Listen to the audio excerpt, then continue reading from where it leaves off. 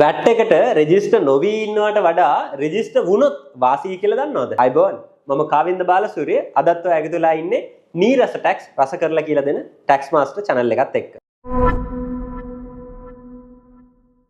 හරි ලංකාවේ ගොඩක් අය අතර තියෙන මිත්‍යා මතයක් තමයි වැට් එකට රෙජිස්ටර් නොවි ෂේප් එකේ ඉන්න එක තමයි හොඳම කියලා. හැබැයි අද මම ඉලක්කම් වලට දාලා ඔයාලට පැහැදිලි කරලා දෙනවා වැට් එකට රෙජිස්ටර් නොවි ඉද්දි තියෙන බලපෑමයි ඔයා වැට් එකට රෙජිස්ටර් වුණාට පස්සේ තියෙන බලපෑමයි කියන.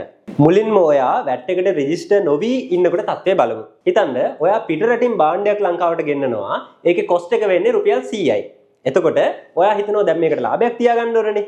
ලාභයේ විදිහට 123ක් ලාභ තියාගන්නවා. එතකොට 123ක් ලාභය කියලා කියන්නේ රුපියල් 23යි. එතකොට ඔයා මේක විකුණන්න වෙන්නේ රුපියල් 123ට. ආය පාරක් සරල කරලා කිව්වොත් ඔයා රුපියල් 100ක් කොස්ට් වෙන භාණ්ඩයක් ලංකාවට ගෙනල්ලා රුපියල් 23ක් ලාභ තියාගෙන ඒක 123ට විකුණනවා. එතකොට ඔයාගේ ලාභය වෙන්නේ රුපියල් 23යි. දැන් අපි බලමු ඔයා වැට් එකට රෙජිස්ටර් වුණාට පස්සේ තත්ත්වය කොහොමද කියලා. කලින් උදාහරණයම ගත්තොත් හිතන්න ඔයා අර 100ට ගෙනාපු භාණ්ඩය ඇතුලේ 118ක වැට් එකක් තියෙනවා කියලා. දැන් ඇයි මම මේක කියන්න හේතුව තමයි ඔයා දැන් වැට් වලට රෙජිස්ටර් වෙලා ඉන්නේ. ඔයාට අර කොස්ට් එක ඇතුලේ තියෙන වැට් එක ක්ලේම් කරගන්න පුළුවන්. ඒ කියන්නේ ඔයාට මේ වැට් එකට අදාළ කොටස ආපහු ඉල්ල ගන්න පුළුවන්. එතකොට ඇත්තටම ඔයාට කොස්ට් එක වෙන්නේ රුපියල් 100 නෙමෙයි 84.75යි. අයිය අර 118 නැතුවනේ ඔයාට කොස්ට් එක වෙන්නේ. එතකොට කලින් කතාව වගේම අපි හිතමු කලින් විදිහටම 123ක ලාභයක් එහෙම නැත්නම් 123ක මාජින් එකක් තියාගන්නවා කියලා. මෙන්න මේ වෙලාවට 84.75ක් කොස්ට් වෙන භාණ්ඩ 123ක් අපි කියවනේ ලාභය දානවා කියලා.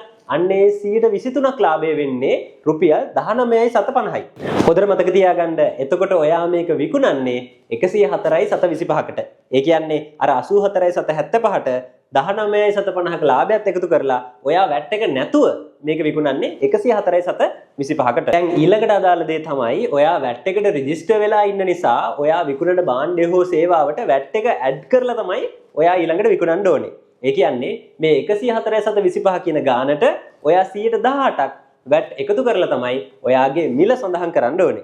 ඊළඟට ඔයාට තේරෙනවා 104.725ට 118ක් කියලා කියන්නේ රුපියල් 18.75යි. එතකොට තමයි මේකේ විකුණුම් මිල එන්නේ රුපියල් 123යි. දැන් එතකොට අපි මෙතනින් පෙන්වන්න උත්සාහ කරේ ඔයා වැට් රෙජිස්ටර් වුණත් ඔයාගේ ලාභ ප්‍රතිශතය වෙනස් කරේ නැත්නම් කිසිම හේතුවක් මත ඔයාගේ විකුණුම් මිල වැඩි වෙන්නේ නැහැ. අපේ උදාහරණයට අනුව කියනවා නම් ඔයා වැට් වලට රෙජිස්ටර් වෙන්න කලිනුත් ප්‍රතිශතය 123යි. වැට් වලට රෙජිස්ටර් වුණාට පස්සෙත් ප්‍රතිශතය 123යි. හැබැයි විකුණුම් මිල වෙනස් වුණේ නැහැ. හැබැයි ඔයාට මෙතනදී විශේෂ වාසියක් තියෙනවා. ඔයා ගෙවන මිල ඇතුලේ තියෙන වැට් එක ඔයාට ක්ලේම් කරගන්න. එහෙම නැත්නම් ආපහු ඉල්ල ගන්න පුළුවන් වෙනවා. දැන් එතකොට ඊළඟට එන ප්‍රශ්නේ තමයි ඔයා වැට් වලට රෙජිස්ටර් වෙන්න කලින් 123 රුපියල් 23යි. ඔයා වැට් එකට රෙජිස්ටර් වුණාට පස්සේ 123 රුපියල් 19.50යි. එතකොට බලපුවාම ලාභ ප්‍රතිශතය එක වුණාට ලැබෙන රුපියල් මේ ලාභය අඩු වෙලා තියෙනවා. එතකොට යම් කෙනෙක්ට ආය පාරක් ලාභය රුපියල් 23ක්ම ඕනේ නම් එයාට සිද්ධ වෙනවා ලාභ ප්‍රතිශතය 127 දක්වා වැඩි කරන්න. එතකොට විකුණුම් මිල රුපියල් 4.14කින් වැඩි වෙනවා. ප්‍රතිශතයක් විදිහට ගත්තොත් විකුණුම් මිල 103ක වගේ වැඩිවීමක් තියෙනවා. ඒ කියන්නේ මෙතනින් මම පැහැදිලි කරේ ඔයා එකම ලාභ ප්‍රතිශතය තියාගත්තොත් ඔයාගේ විකුණුම් මිල වෙනස් වෙන්නේ නැහැ. ඒ කියන්නේ මෙතනින් මම පැහැදිලි කරේ ඔයා එකම ලාභ ප්‍රතිශතය තියාගත්තොත් ඔයාගේ විකුණුම් මිලට බලපෑමක් වෙන්නේ නැහැ. හැබැයි ඔයා ලාභ ප්‍රතිශතය වැඩි කරොත් තවත් විදිහකට කියනවා නම් ඔයා රුපියල් මේ ලාභය වැඩි කරගන්න උත්සාහ කරොත් ඔයාගේ විකුණුම් මිල වැඩි වෙනවා. ඉලක්කම් වලින් කියනවා නම් ඔයා ප්‍රතිශතය 123ම තියාගත්තොත් කිසිම ගැටලුවක් නැහැ. හැබැයි ඔයාගේ ලාභ ප්‍රතිශතය ඔයා 127 කරගන්න උත්සාහ කරොත් අන්න ඔයාගේ විකුණුම් මිල වැඩි වෙනවා. තවත් විදිහකට කියනවා නම් ඔයාගේ රුපියල්මය ලාභය අවස්ථා දෙකේදීම රුපියල් 23ක් ඕනේ කියලා හිතුවොත් තමයි ඔයාගේ විකුණුම් මිල වැඩි වෙන්නේ.